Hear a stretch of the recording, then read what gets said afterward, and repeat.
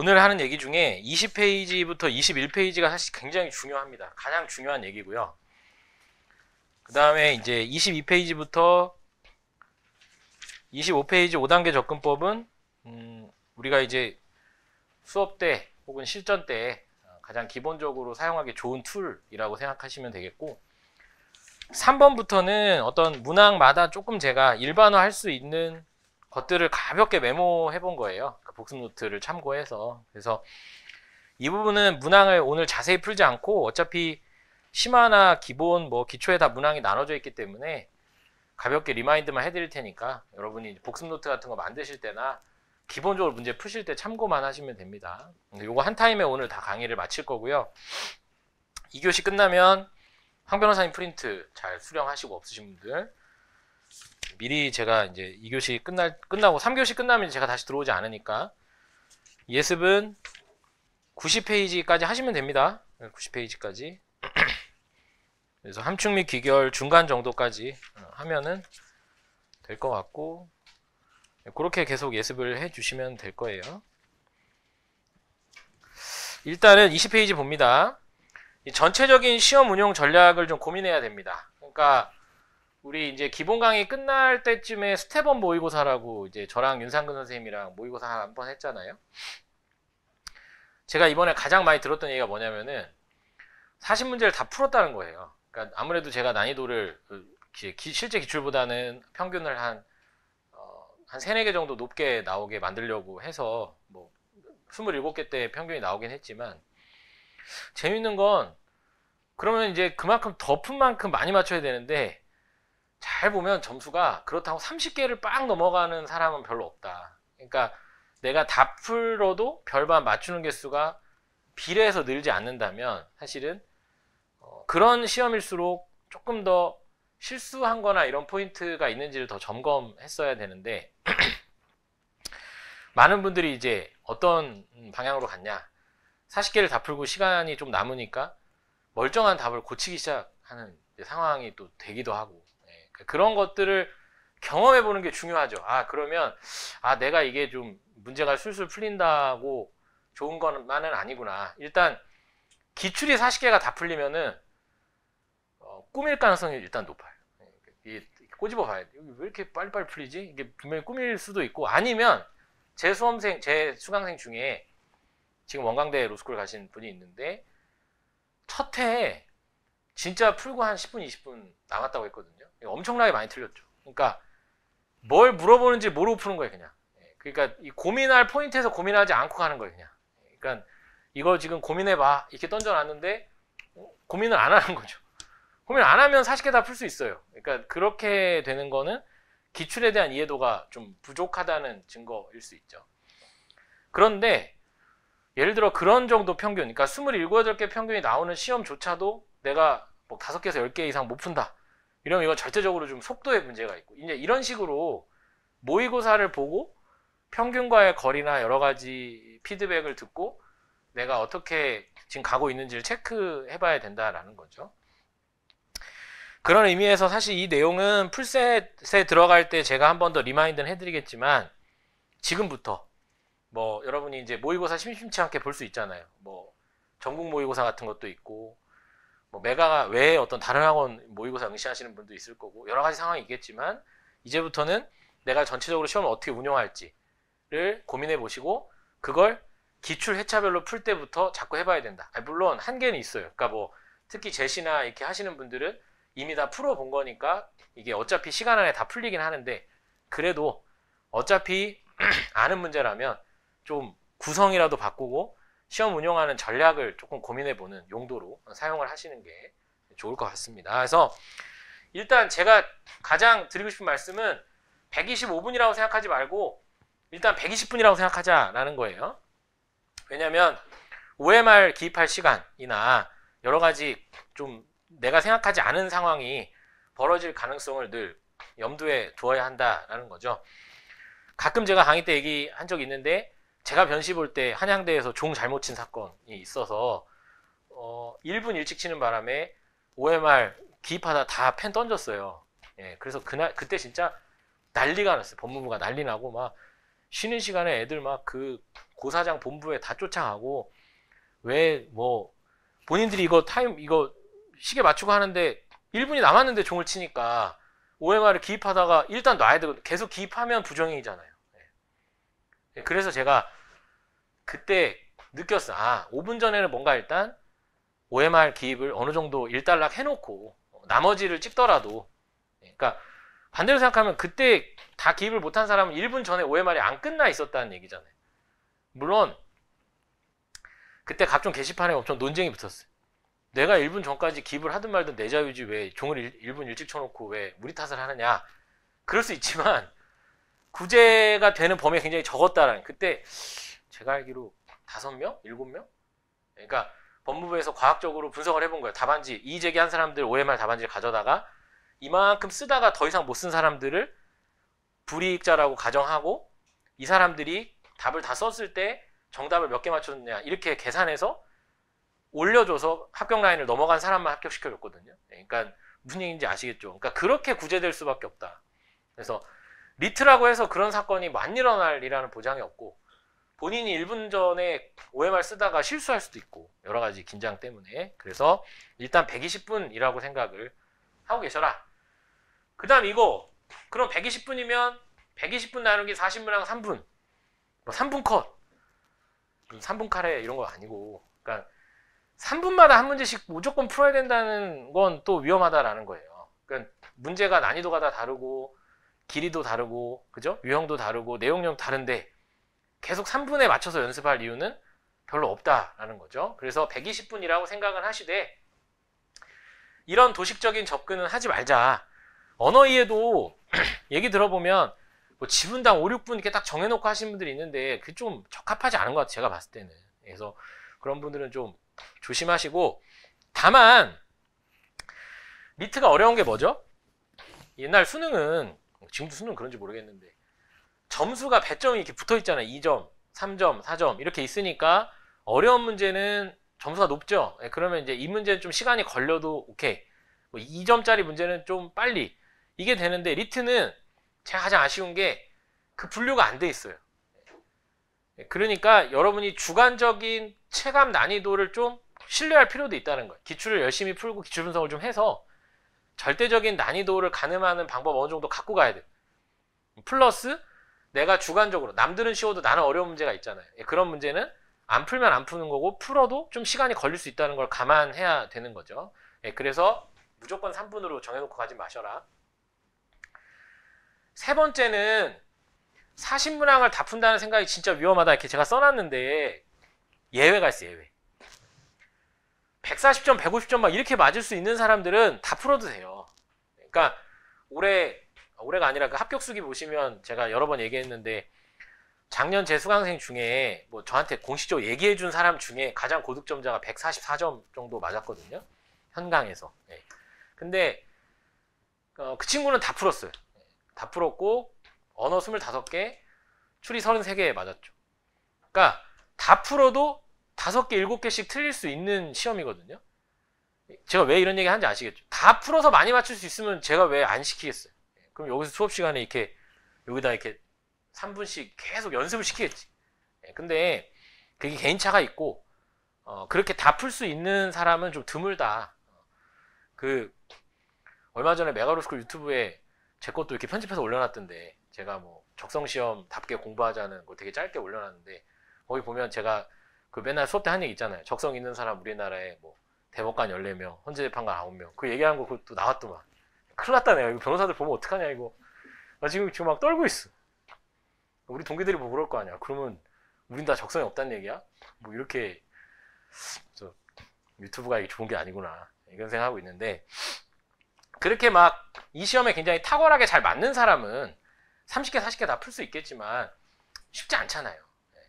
그래서 저랑 상담하다 보면 계속 그걸 못 놓는 거예요. 그러니까 많이 풀고 싶은 마음은 있는데 본인도 시인하는 거죠.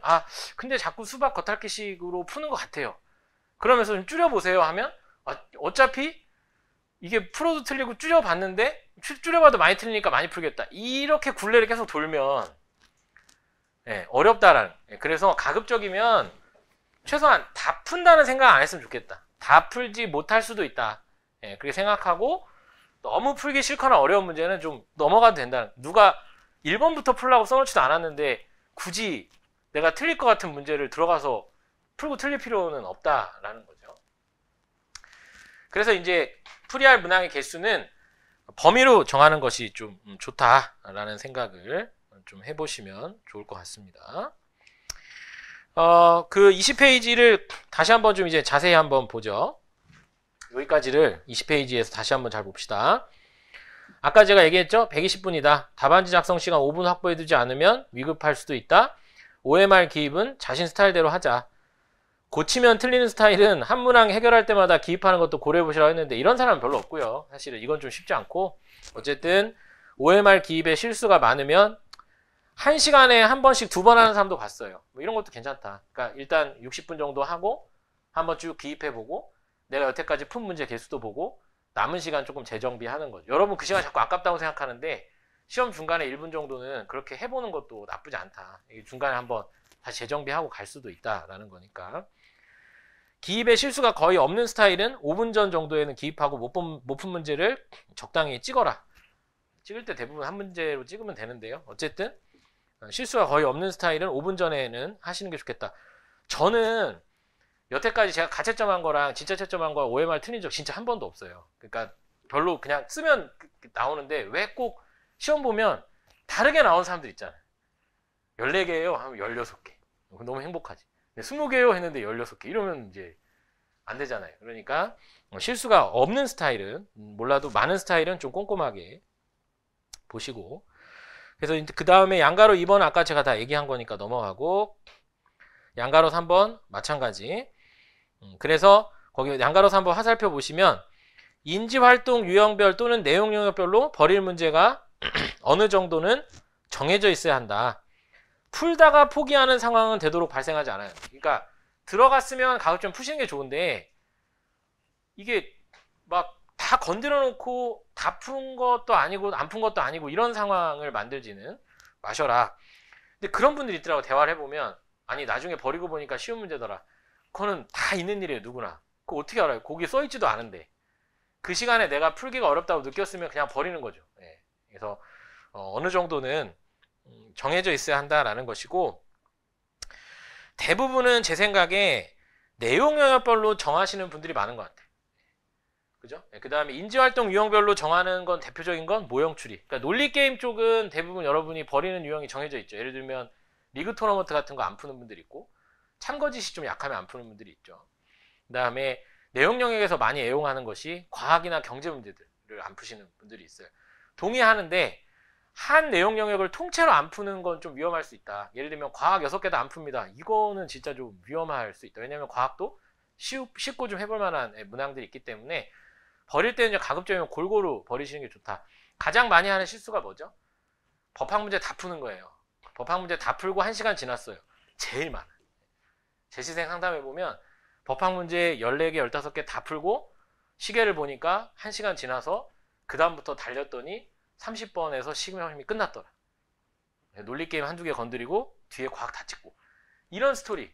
그러면 앞에 법학은 1시간 푸니까 정답률이 높아요. 그러니까 거기서는 많이는 안 틀려. 근데 뒤에는 이제 뭐 다 찍으니까 뭐 여지가 없잖아요. 그러니까 이런 식의 전략보다는 법학도 한두 개 정도는 좀 스킵을 하고 뒤에까지 좀 가보시는 게 좋다라는 생각이 듭니다.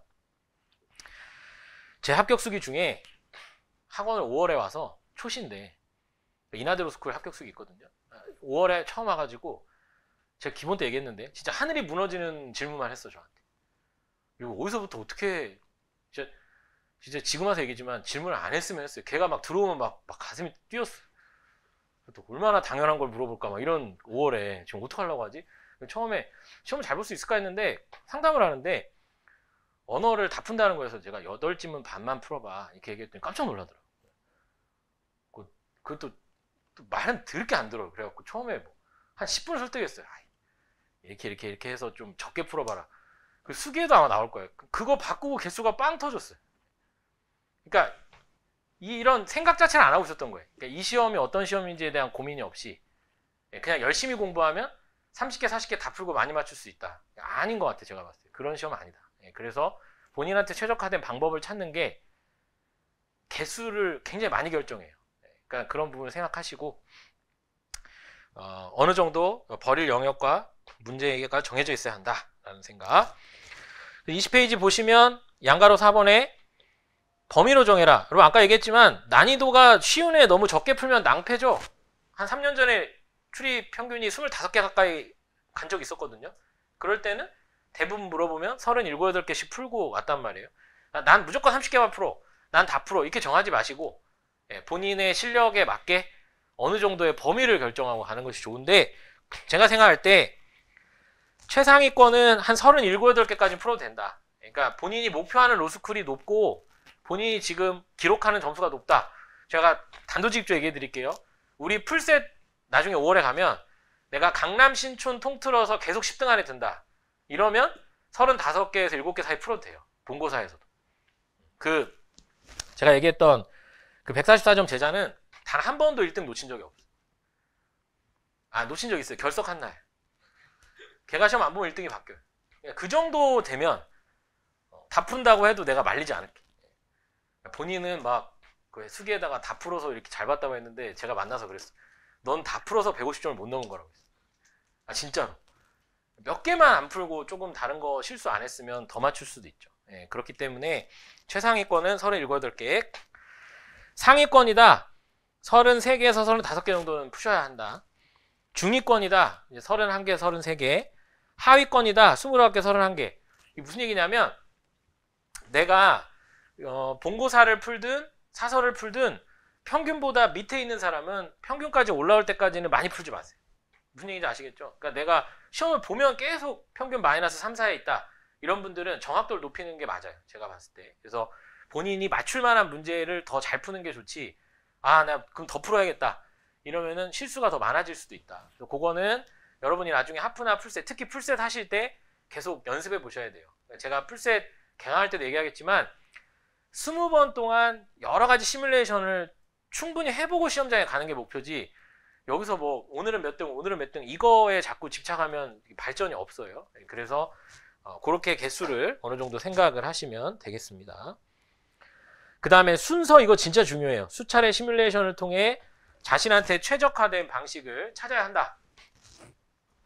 일단 이런 사람이 있어. 또 1번부터 40번까지 순서대로 풀지 않으면 힘들대.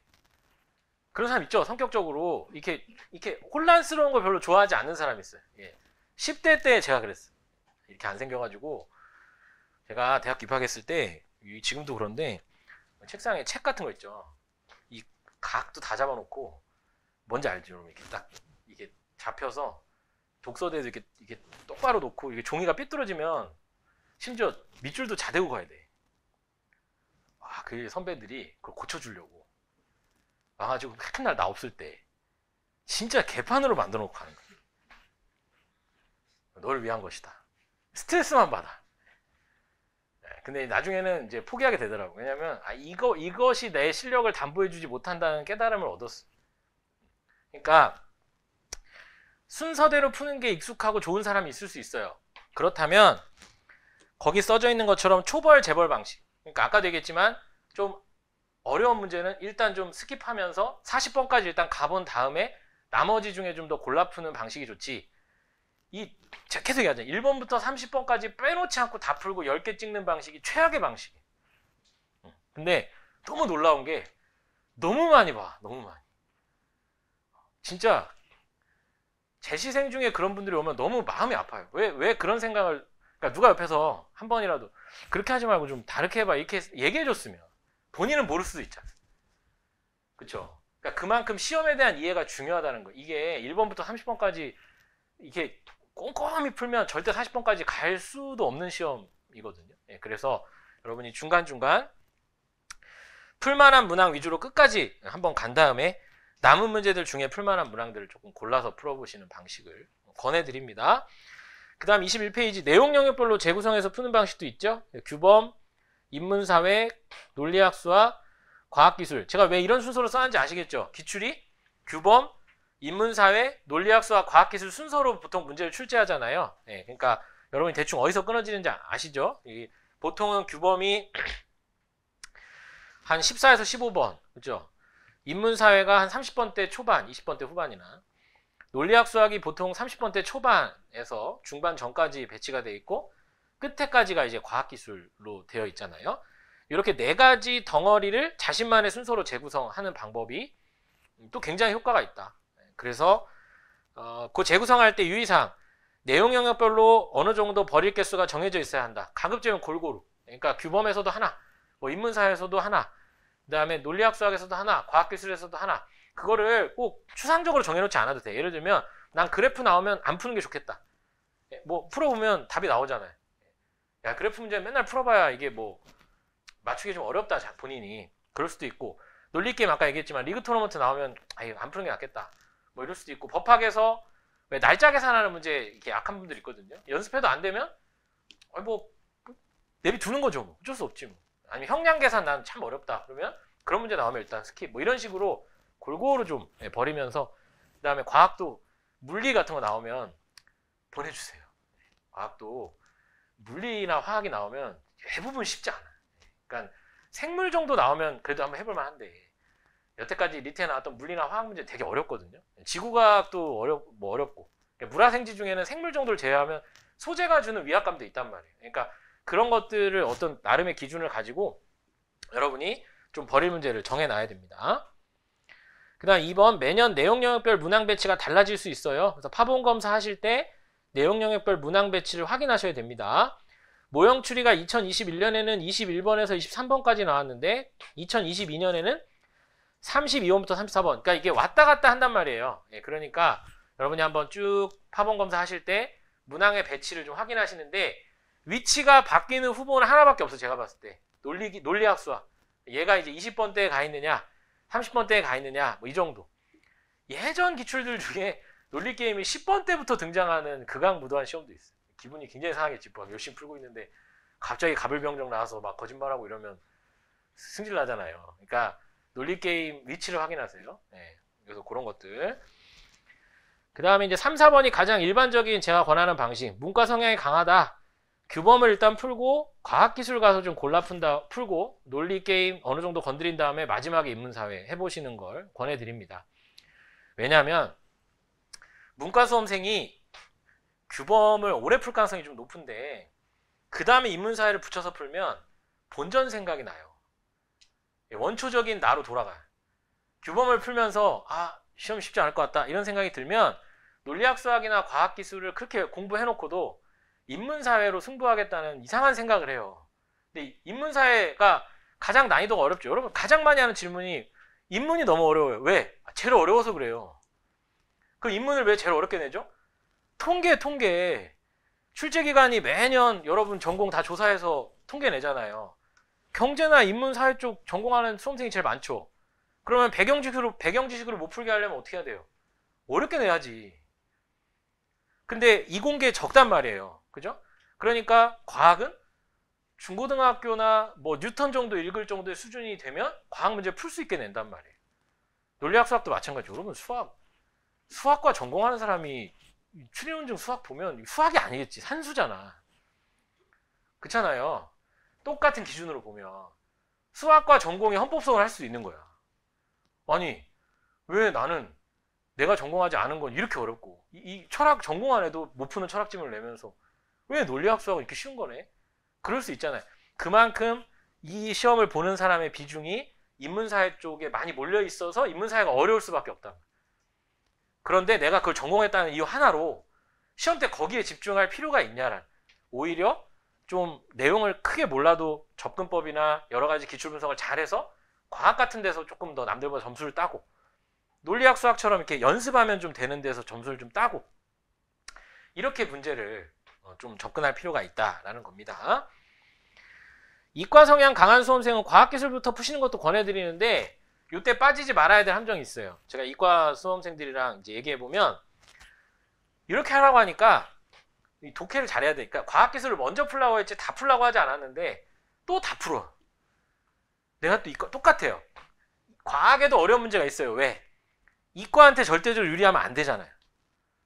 그렇잖아. 그러니까 예를 들어 어떤 전공 하나 한 사람한테 유리하면 안 되니까 물화생지 조금 다양하게 내고, 그러면서도 이과라는 바운더리 안에서 불리함을 또 줘야 되니까 과학 문제도 어쨌든 어려운 게 있단 말이에요. 지식만으로 풀 수 없는. 그러니까 이과 수험생이라고 할지라도 과학기술을 먼저 푸는 건 나한테 익숙한 지문을 만난다는 점에서 좋겠지만 다 푸는 건 그것도 위험하다. 어떤 영역이든지 간에 남들보다 더 많이 풀 수는 있지만 한 영역을 오롯이 다 푸는 건 조금 위험할 수도 있으니 푸는 순서가 그렇다는 것이지 앞에 푸는 건 많이 풀고 뒤에 푸는 건 적게 풀고 이런 건 아니에요. 골고루 조금 버리면서 하셔야 됩니다. 그래서 그렇게 과학기술, 논리학, 수학, 규범, 인문사회 요거는 뭐 규범을 먼저 푸시고 논리학, 수학을 풀어도 상관은 없는데요. 아무래도 이제 이과생들은 과학기술이나 논리학, 수학 쪽에서 조금 기본 점수 확보했다는 느낌이 들어야 규범이나 인문사회를 좀 더 챌린지 할 수 있는 성향이 좀 강한 게 있는 것 같아요. 그래서 그렇게 이것도 절대적인 건 아니고 본인이 이거 이제 목표를 정하고 연습해야 돼. 하프 때는 하실 필요 없어요. 하프는 문항이 적으니까 하지 마시고 풀세 때 가면 매번 목표가 있어야 된다는 거예요. 1회 때 올 때 오늘은 이런 순서로 한두 번 해보고 요거보다 이건 어떨까 다시 한번 바꿔보고 뭐 초벌 재벌도 해보고 근데 그때 이제 문제가 뭐냐 이 또 얘기했잖아. 불충분한 통계 오류에 빠져가지고 한 번 해보고 아닌 것 같아. 또 한 번 해보고 이러면 안 되고 어느 방법을 정하면 어느 정도 한 4-4번 정도까지는 해보다가 바꿔야죠. 그냥 한 번 해보고 안 하고 한 번 해보고 안 하고 이러면 20가지 다른 방법을 연습하게 되잖아요. 그거는 아니고 본인이 가장 하고 싶은 걸 일단 해본 다음에 이런 걸 참고해서 조금씩 방법을 수정해 보시고 이제 관리반처럼 이제 저랑 이제 1대1로 한번 얘기할 기회가 있으면 그런 부분을 이제 다듬어야 되는 거예요. 그래서 이렇게 해보니까 이렇다라고 하면 제가 좀 조언을 드리면 바꿔보기도 하고 이런 게 이제 앞으로 갈수록 중요한 상황이 됩니다. 그 다음에 이제 세부 시간대별로도 어느 정도 지점이 정해져 있어야 되죠, 여러분. 이게 제가 무슨 얘기 하는지 아시죠? 예를 들면 시계를 딱 봤을 때 내가 어디쯤 가고 있는 게 있어야 돼요. 내가 푸는 방식으로 했을 때 11시 반쯤이면 내가 이걸 하고 있어야 되는 게 있겠죠. 어떤 의미인지 아시겠죠? 그래서 거기 보는 것처럼 그게 이제 그 연대로스쿨 간 제 제자가 썼던 그런 비슷한 방식이죠. 규범을 한 40분 정도 투자해서 그 정도 돌파하고 뭐 모형 추리 풀고 과학기술 갔다가 인문사회 오고 마킹하고 모형 추리하고 점검하고 이런 식으로 이제 조금 세부적인 타임테이블을 짜놓고 무조건 지킨다 이거보다는 요 바운더리 안에서 뿔마로 움직이면 될 것 같습니다. 본고사가 얼마나 힘든지 저도 알아요. 그러니까 보통 본인이 계획한 게 본고사 가서 조금 늦어지는 경우가 많습니다. 사실은 그죠? 이렇게 조금 그래도 이게 인생을 로스쿨에 인생을 걸 필요는 없다고 생각하는데 어쨌든 여러분 인생을 걸고 하잖아요. 그러다 보면 자꾸 한 문제 더 꼼꼼하게 보다 보면 이게 누적되면 이렇게 뭔가 뒤에 이렇게 쌓이잖아요. 그럴 때 대책도 있어요. 그러면 어디서 조절해야지. 거기까지 계획하는 게 프로지. 그죠? 그렇게 무조건 할 수 있다고 생각하고 하는 게 프로가 아니라 할 수 있다고 생각하고 가되 되지 않을 때 2한 3한도 어느 정도 여러분이 갖고 계셔야 됩니다. 제가 변호사 시험 때 제가 시간 되게 잘 지키는 운영을 되게 잘하는 편이에요, 나름. 그래서 사례 문제를 푸는데 사례가 이제 100점짜리 2문제가 나오는데 1시간에 1문제 정도를 저는 딱 정해서 푸는 스타일이거든요. 근데 많은 수험생들이 그렇게 안 하고 2문제 중에 자기가 좀 알만한 걸 길게 풀고 모르는 걸 짧게 풀어요. 그래서 변호사가 못 돼. 그렇게 하면 안 되고 잘 모르는 문제도 좀 쓰고 아는 건 좀 짧게 쓰고 이렇게 해야 되는데 제가 가서 해보니까 보통은 한 문제를 딱 55분에 딱 끊었는데 제가 지금도 기억나거든요. 형사법 사례 시간에 1문을 다 풀었는데 1시간 5분인가 10분 갔더라고요. 그러니까 저도 오버한 거예요. 합격해야 된다는 생각에 좀 아는 게 나오니까 너무 많이 쓴 거예요. 그러니까 2문을 쓰는데 급한 거예요. 그렇게 되면 안 된다는 거예요. 그러니까 그래도 이게 데드라인이 있어야 되는 거죠. 나 그때 여기 앉은 요 사선에 앉은 그 생판 얼굴도 모르는 애가 답안지 3번 바꾸는데 진짜 소리치고 싶었어. 또 바꾸면 진짜 이만큼을 쓰다가 이렇게 지우더니 바꾸더라고요. 그 와중에 또 난 그걸 보고 있어. 사람이 그러니까 굉장히 집중력이 떨어지. 하다가도 이렇게 뿌셔뿌셔 하니까 이렇게 손들고 바꾸더라고요. 야, 시간이 10분이나 갔는데. 그리고 이제 두 번째 한번 바꾸는 거야 또. 안 될 것 같은데. 오지랖. 세 번째 바꾼다는데 진짜 할 뻔했어요. 이거 바꾸면 안 돼. 아니 본인이 뭔가 쓰다가 이제 착 틀렸다고 생각하니까. 그러면 안 된다. 그러니까 여러분이 왜 리트도 문제 풀고 가야 되는데 자꾸 맞춘 거를 더 잘 맞추고 싶으니까 또 모르는 거 알쏭달쏭 자꾸 보거든요. 예, 그러니까 그런 것들을 좀 연습해서 좀 줄여야 됩니다.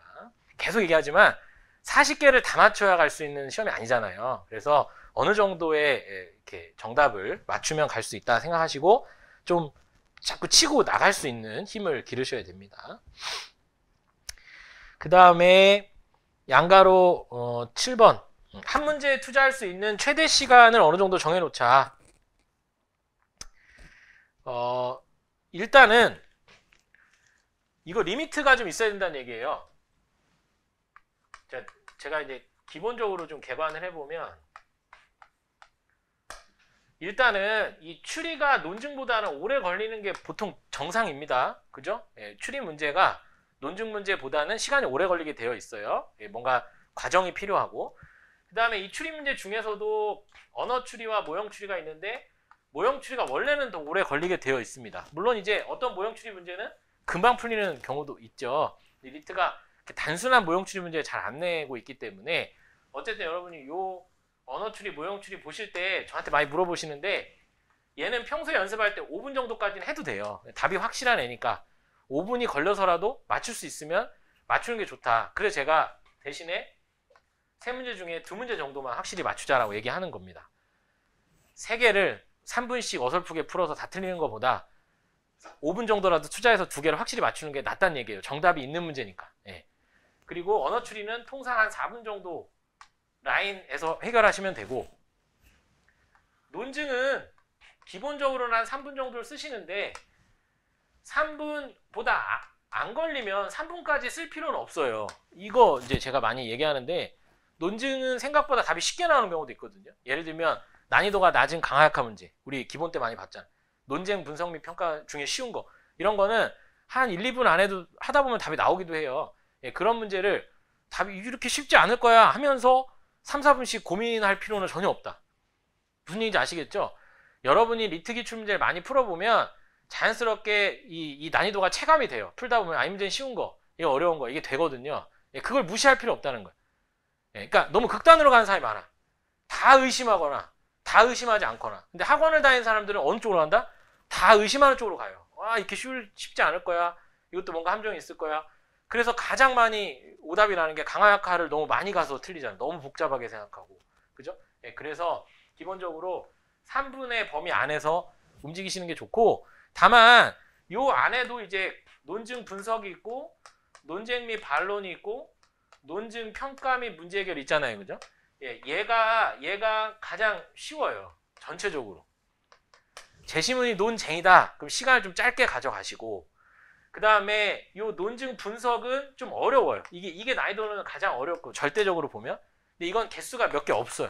그때 얘기했잖아요. 2, 3개 정도밖에 안 나온다고. 이건 난이도가 있는데 오래 생각한다고 맞추는 문제가 아니야 이거.